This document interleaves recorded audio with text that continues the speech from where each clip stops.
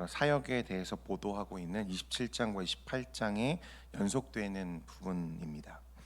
로마로 향하던 배가 어제 우리 서 목사님 설교하신 것처럼 무엇을 만납니까? 유라굴로 광풍을 만나서 좌초하게 되었습니다. 어떤 소망도 남지 않은 것 같은 절망적인 상황이 펼쳐지죠. 모든 짐을 다 내어버리고 그 파도와 싸우었지만 결국에는 좌초되고 이제 곧 생명을 잃을 수 있는 아주 위험한 상황이었습니다. 그렇지만 그 배에는 지금 누가 타고 있습니까? 하나님이 주목하고 계시는 바울이 타고 있습니다. 아직 이루어야 할 주의 사명이 남아 있고 하나님은 그가 로마에서 하나님의 복음을 전하기를 원하고 계십니다. 그래서 그 자리에 그가 죽을 수도 있는 상황이지만 하나님은 그냥 두지 않으시고 이 바울을 통해서 그로 말미암아 배 안의 모든 사람들이 극적으로 구조되고 또 구원받게 하셨습니다. 이제 바울 일행이 상륙한 섬의 이름이 1절 말씀에 나오는데 그곳이 멜리데 섬입니다. 어제 서 목사님 사진을 통해서도 그 위치를 보여주셨는데 이 섬에 난파당하여 표류하게 된 바울 일행을 이 섬의 원주민들이 오늘 말씀해 보면 어떻게 했다고 합니까? 특별한 동정으로 그들을 환대했다 이렇게 말씀하고 있습니다. 1절과 2절 말씀 우리 함께 같이 읽겠습니다. 시작. 우리가 구조된 후에 안즉 그 섬은 멜리데라 하더라. 비가 오고 날이 참에 원주민들이 우리에게 특별한 동정을 하여 불을 피워 우리를 다 영접하더라. 난파당했기 때문에 짐을 모두 다 잃어버렸죠. 그래서 주위에 떨고 있는 이 바울과 일행들을 멜리데 섬 원주민들이 동정하고 그들을 환대해주며 영접해주면서 불을 피워 주었습니다.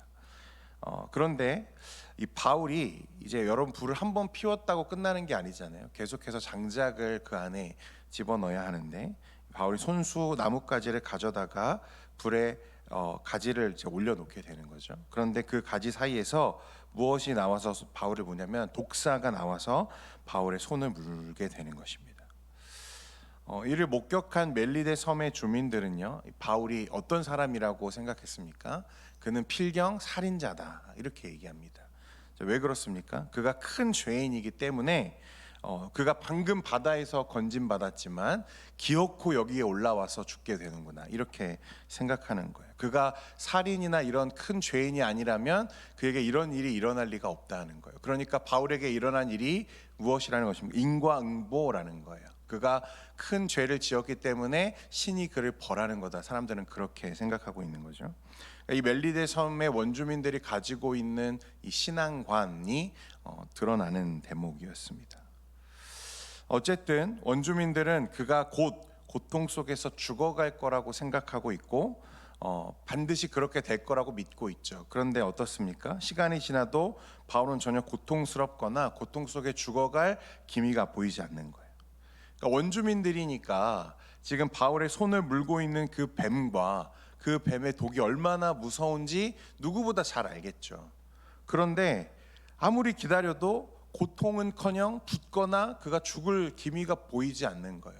사람들은 이제 어떻게 생각합니까? 방금 전까지는 그가 살인자다, 그가 곧 죽을 거라 생각했던 사람들이 이제는 바울이 뭐라고 얘기합니까?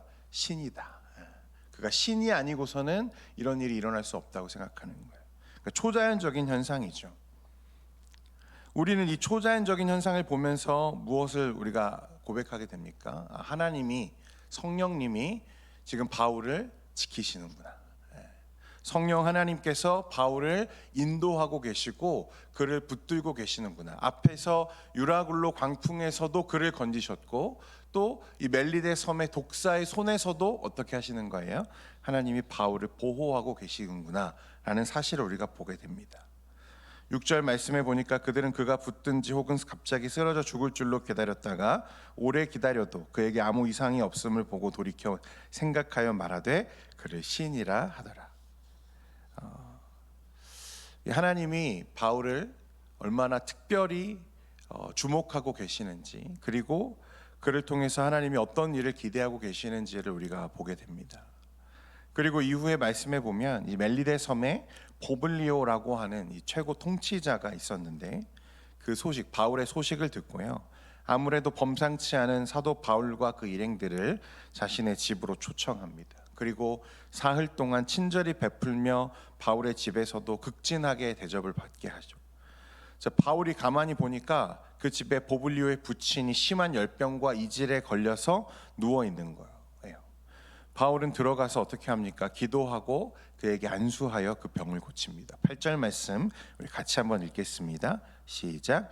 보블리오의 부친이 열병과 이질에 걸려 누워 있거늘 바울이 들어가서 기도하고 그에게 안수하여 낫게 하매. 이후에 이 소식이 온 섬에 퍼지고요, 그 섬에 있는 환자들이 바울에게 몰려옵니다. 바울은 그들을 고치며 석 달간 후한 대접을 받다가 다시 로마로 향하는 일정을 시작하게 되었다는 거예요. 여러분, 우리가 이 말씀을 보면 하나님이 하나님의 사명을 맡은 자를 끝까지 지키시고 책임지시는 것을 우리가 보게 됩니다.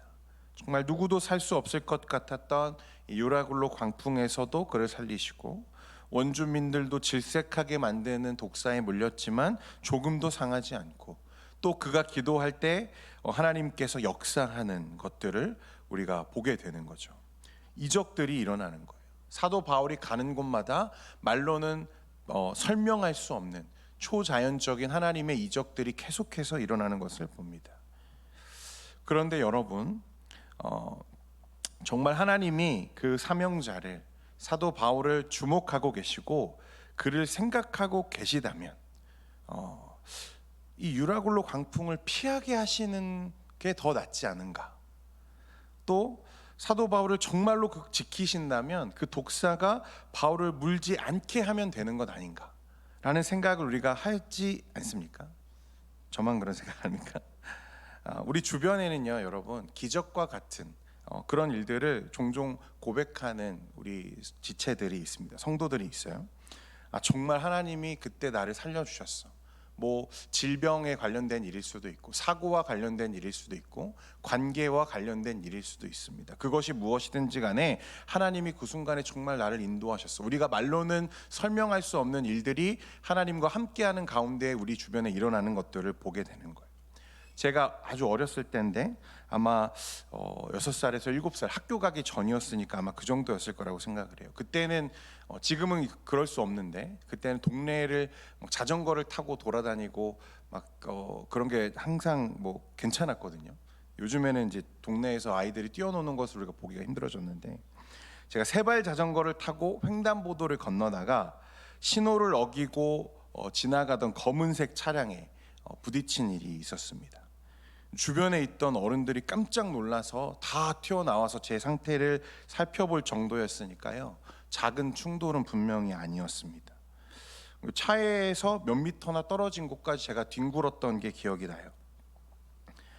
그런데 정말 놀랍게도 여러분, 한 군데도 제가 상한 곳이 없었습니다.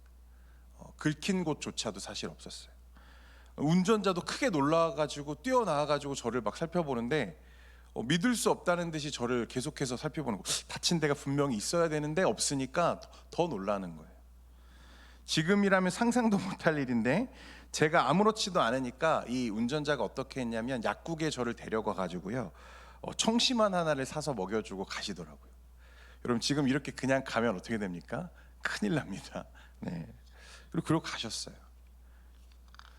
지금 생각해 보면 어떻게 내가 하나도 그렇게 상하지 않고 다치지 않을 수 있었지? 설명할 길이 없습니다. 저는 그때 분명히 하나님이 저를 지켜주신 것 같다는 생각이 들어요. 또 주변에 보면 암과 같은 중한 질병에 걸렸다가 의사도 어렵다고 말했지만 정말 기적적으로 병을 이기고 하나님의 일에 더 크게 쓰임 받았다라고 간증하는 성도들의 삶이 종종 우리 주변에 보지 않습니까? 놀라운 은혜죠.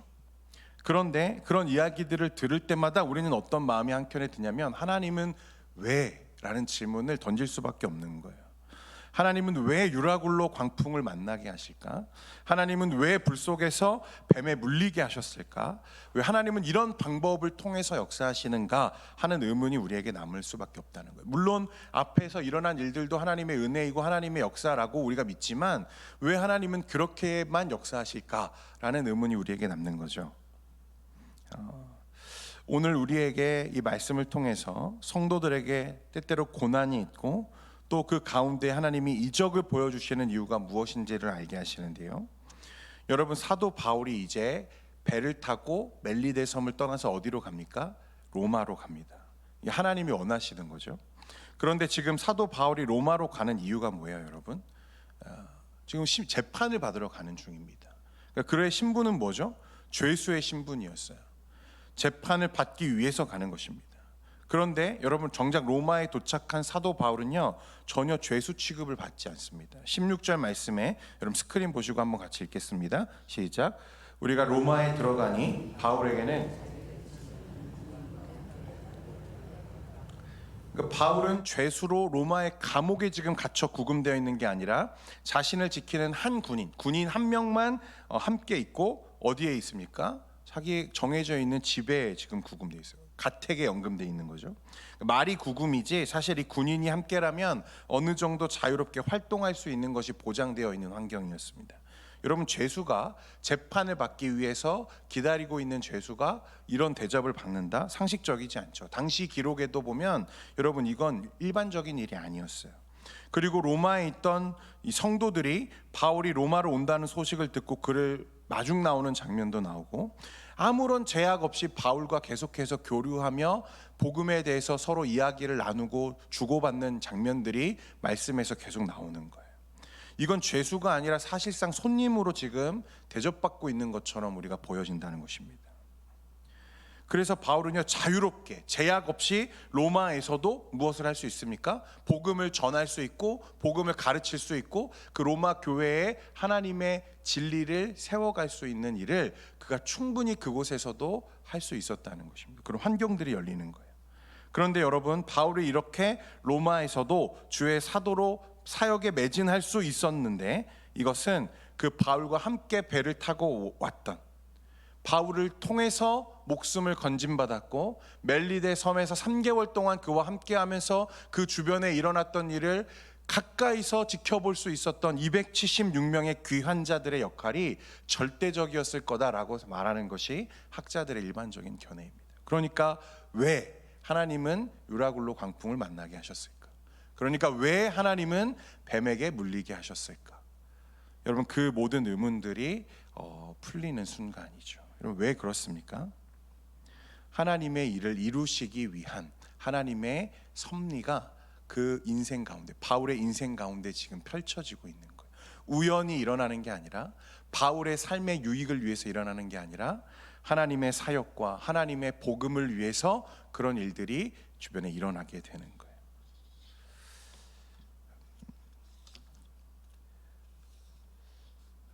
표류하는 동안에도 그들은 석 달간 멜리데 섬에서 바울 일행과 그 주변에서 일어나는 일을 고스란히 보았습니다. 그러니까 이 로마에 온 276명은 성령과 함께하는 바울의 사역을 목격한 목격자들이 되었고, 그들은 이제 시키지 않아도 뭐라고 말하고 다니는 거죠. 바울 저 사람 보통 사람이 아니야. 저 사람 정말 하나님이 함께 하시는 사람이야 라고 말하는 증인들이 지금 되는 거죠. 저 사람 덕에 우리가 유라굴로 광풍을 만나는데도 살았어. 저 사람 덕에 멜리데 섬에 우리가 난파되었는데 하나도 상하지 않고 사람들에게 대접받다가 나왔어 라고 하는 이야기들이 계속해서 로마에 퍼져나가는 거예요. 여러분, 그리고 제가 주석에 좀 살펴보니까요, 앞에서 바울과 일행이 표류했던 멜리데 섬에서요, 보블리오를 만났잖아요. 전승에 의하면 보블리오는요, 후에 멜리데의 최초의 감독이 됩니다. 그러니까 크리스찬이 됐다는 거죠. 오늘 말씀에 나오진 않지만, 그리고 감독이 되었다가 순교했다는 기록이 남아 있습니다. 그리고 실제 멜리데 섬에 초대 교회가 박해를 피해서 예배를 드리던 지하묘지 카타콤이 발견이 되었다고 해요. 그러니까 바울이 머물던 3개월 동안 하나님의 나라와 그 복음이 얼마나 그 지역에 힘있게 전파되었는지를 우리가 알게 되는 거죠. 우리는 이제 반대로 묻게 됩니다. 하나님이 그날 만약에 유라굴로 광풍을 피하게 하셨더라면, 하나님이 만약 멜리데가 아니라 그래서 유흥과 환락이 가득했던 이 베닉스의 그들의 계획대로 3개월 동안에 머물게 되었더라면 어떻게 되었을까? 만일 그날 바울이 그 뱀에 물리지 않았더라면 어떻게 되었을까? 일어나지 않았을 일들인 거죠. 물론 편하게 로마에는 도착했을 겁니다. 아무 문제 없이 로마에는 갔을 거예요. 그러나 이런 풍성한 복음의 열매는 기대하기 어려웠을 것입니다. 말 그대로 그냥 사도 바울 혼자서 감옥에 갇혀서 자유를 잃은 채 그렇게 복음을 전했을지 알 수 없습니다. 다른 사람들이 무슨 관심이 있겠어요, 그렇죠? 그렇기 때문에 하나님의 섭리가 참 놀라운 것입니다. 우리에게 왜 고난을 주시는가? 성경은 그 고난마저도 합력하여서 하나님의 나라를 이루어 가는데 사용하고 계시는 거예요. 로마서 8장 28절에 우리가 알거니와 하나님을 사랑하는 자 곧 그의 뜻대로 부르심을 입은 자들에게는 모든 것이 합력하여 선을 이루느니라. 바울의 고백이죠. 우리에게 일어나는 고난으로 인해 여러분, 하나님은 어떻게 일하고 계십니까? 하나님의 말씀과 복음이 더욱 힘있게 증거되는 일들이 그 안에서 일어난다는 것입니다. 여러분, 사도행전의 결론입니다. 하나님이 우리 성도와 함께하고 계십니다. 믿으십니까? 우리를 지키고 계세요. 물론 고난이 없다는 말이 아닙니다. 어려움이 없다는 게 아니에요. 그러나 우리의 모든 순간들을 하나님이 이용하셔서 하나님께서 영광 받으시고 하나님의 나라를 하나님의 뜻대로 세워가고 계시다는 거예요. 그럼 오늘 우리가 기도해야 할 것은 무엇입니까? 하나님, 내가 유라굴로 광풍을 피하게 해주십시오가 아니죠. 하나님, 내가 뱀에 물리지 않게 해주십시오가 아닙니다. 하나님, 나를 통해서 하나님의 나라가 세워지는 하나님의 영광을 내가 보게 해주십시오. 우리가 성령 안에 기도해야 할 것이 이것이라고 생각합니다. 사랑하는 성도 여러분, 그러므로 오늘 하루의 삶 속에서도 우리와 함께 하시는 그 하나님과 또 하나님의 은혜를 우리가 믿으며 승리하며 하나님의 나라, 하나님의 뜻을 이루어가는 우리 모두가 되기를 소원합니다. 기도하겠습니다.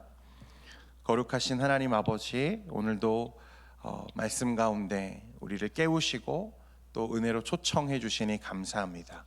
하나님, 우리 삶 가운데 유라굴로 광풍을 만나고 때로는 뱀에 물리고 위기와 어려움들이 있지만, 그러나 그 가운데 하나님이 우리를 지키시고 하나님의 뜻을 이루어 가심을 우리가 믿음으로 보게 하시고, 이제는 나의 영광과 나의 안녕을 위해서 살아가는 것이 아니라 하나님의 영광과 또 하나님의 평안을 위해서 우리가 살아가는 승리자의 삶을 살 수 있도록 은혜 베풀어 주옵소서. 오늘 하루의 삶 가운데에도 하나님의 은혜를 구합니다. 특별히 태풍이 올라오고 있는데 하나님, 이 위기 가운데 우리가 좌초되지 않도록 하나님 함께 하시고 또 그 가운데에서도 하나님의 승리를 누리며 살아갈 수 있도록 은혜 베풀어 주옵소서. 예수님의 이름으로 기도합니다. 아멘.